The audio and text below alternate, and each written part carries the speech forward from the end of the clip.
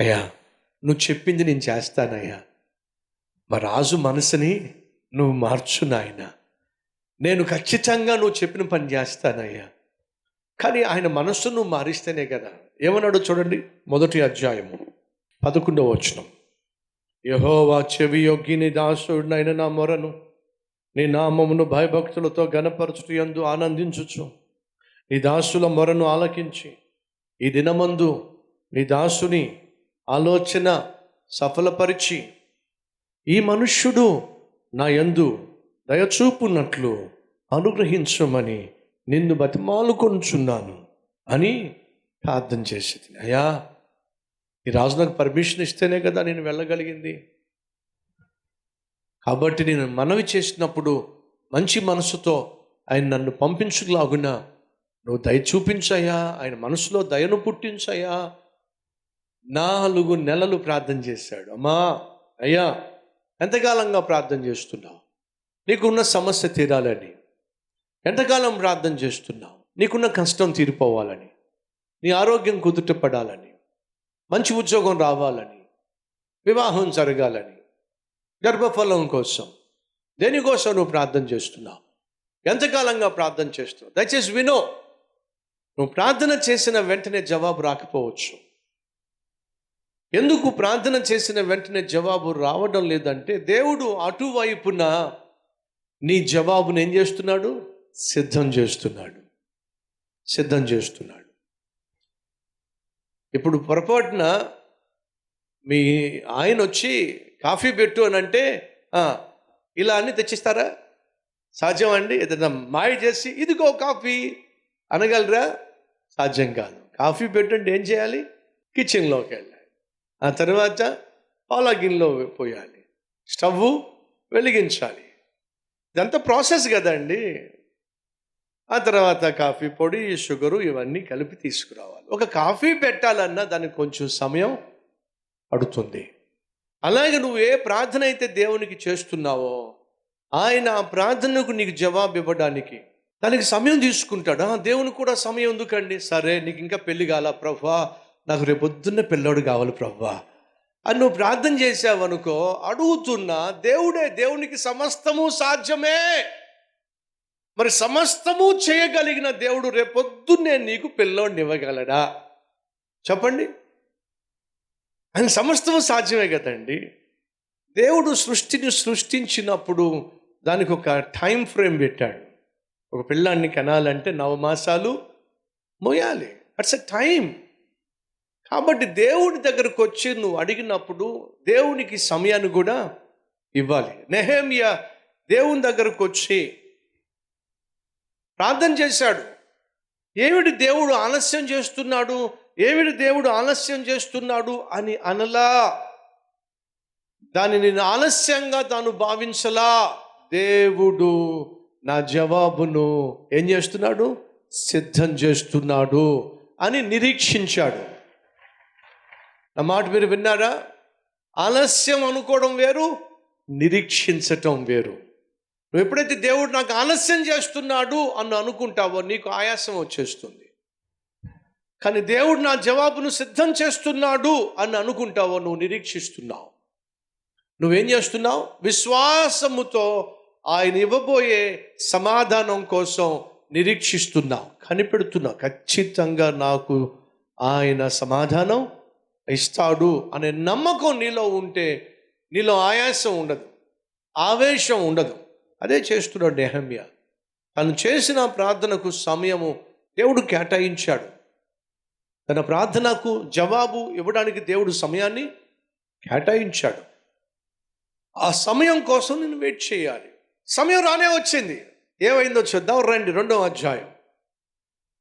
అటు తర్వాత అర్థహశస్త రాజు ఏలుబడి కాలమున 20వ సంవత్సరములో నిసాను మాసమందు రాజు ద్రాక్షారసము త్రాగవలెనని చూచుచు ఉండగా నేను ద్రాక్షారసము తీసుకొని రాజునకు అందించి తిని. అంతకు పూర్వము నేను ఎప్పుడూ కూడా అతని ఎదుట విచారముగా ఉండలేదు. ఎప్పుడూ కూడా నెహెమ్యా ఏడుపు గొట్టుగా ఉండలేదు. ఇది మన భాష.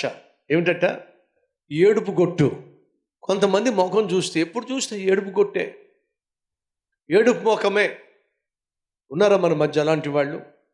ఎప్పుడూ ఏడుపే, ఏమున్నా ఏడుపే, ఏమి తిన్నా ఏడుపే, ఎక్కడున్నా ఏడుపే. ఏం చేస్తాం చెప్పండి? వాళ్ళని ఏమంటాం మనం? ఏడుపు గొట్టు. అంతేనా? ఏడుపు గొట్టు.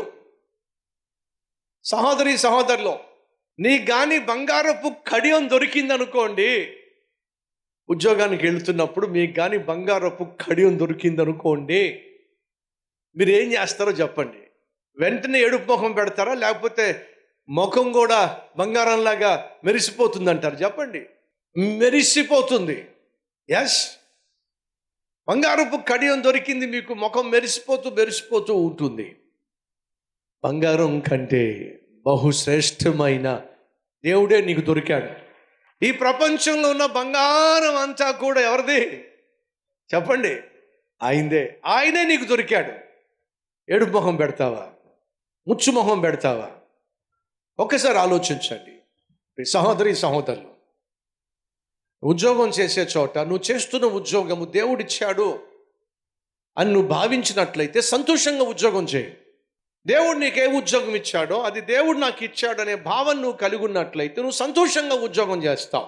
నువ్వు సంతోషంగా ఉద్యోగం చేయకపోయినా, నువ్వు సంతోషంగా నీకు ఇచ్చిన పని చేయకపోయినా, నువ్వు సంతోషంగా సేవ చేయకపోయినా, ఎప్పుడు చూసినా ఏడుపు ముఖమే పెట్టినా, something is wrong with you. నీలోనే ఏదో లోపం ఉంది.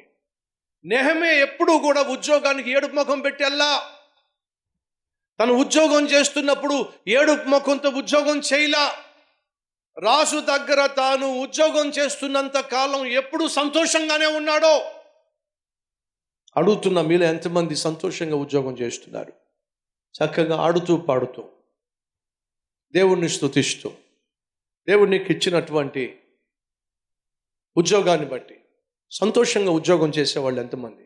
మళ్ళా చెప్తున్నా, నువ్వు చేస్తున్న పనిని నువ్వు ప్రేమించకపోతే, నువ్వు చేస్తున్న పనిని నువ్వు ఇష్టపడకపోతే నీ ముఖంలో కష్టం కనిపిస్తుంది, నీ ముఖంలో చిరాకు కనిపిస్తుంది. చాలా సందర్భాల్లో చాలామంది నన్ను ఈ ప్రశ్న వేస్తూ ఉంటారు, ఒక సంఘాన్ని చూసుకోవడమే కష్టంగా ఉంది బ్రదర్, మాకు ఇన్ని సంఘాలు ఎలా సాధ్యమవుతున్నాయి? దానికి మొదటిగా నా సమాధానం ఏమిటంటే, నేను దేవుణ్ణి బహుగా ప్రేమిస్తున్నాను. రెండోది, దేవుడు నాకు ఇచ్చిన పనిని నేను బహుగా ప్రేమిస్తున్నాను. దేవుడు నాకు ఇచ్చిన పని ఏమిటి? ఆయన మీకు సేవ చేయమన్నాడు. కాబట్టి ఈ సేవ నేను బహుగా ప్రేమిస్తున్నాను.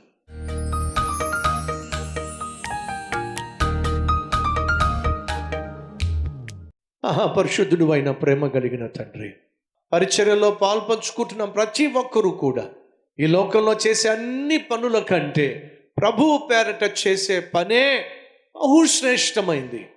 ప్రభువు పేరట చేసే ప్రతిదీ కూడా బహు ఘనమైనది అనే వాస్తవాన్ని గ్రహించి, నువ్వు పిలిచినప్పుడు, రమ్మన్నప్పుడు నాయన ఉద్యోగాన్నైనా విడిచిపెట్టి నీ సేవకు వచ్చే మనస్సును, సిద్ధపాటును ఆ మందిరంలో అనేక మందికి అనుగ్రహించమని. రాజా, ఎప్పుడు నీ సన్నిధికి వచ్చి వాక్యం వినడానికి మేము కూర్చున్నా, మాతో సూటిగా స్పష్టంగా మాట్లాడుతూనే వచ్చాం.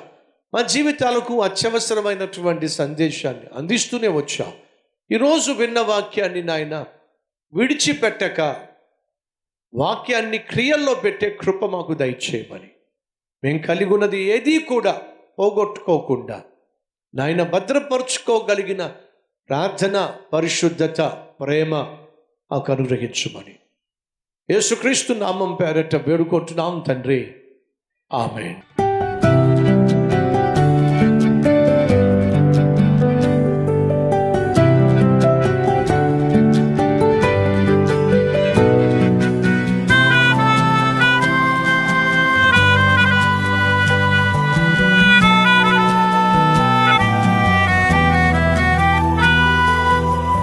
ఈ సందేశం మీకు ఆశీర్వాదకరంగా ఉన్నట్లయితే 10 మందికి షేర్ చేయండి, లైక్ చేయండి, మంచి కామెంట్ పెట్టండి. మళ్ళా రేపు కలుసుకుందాం. సరే.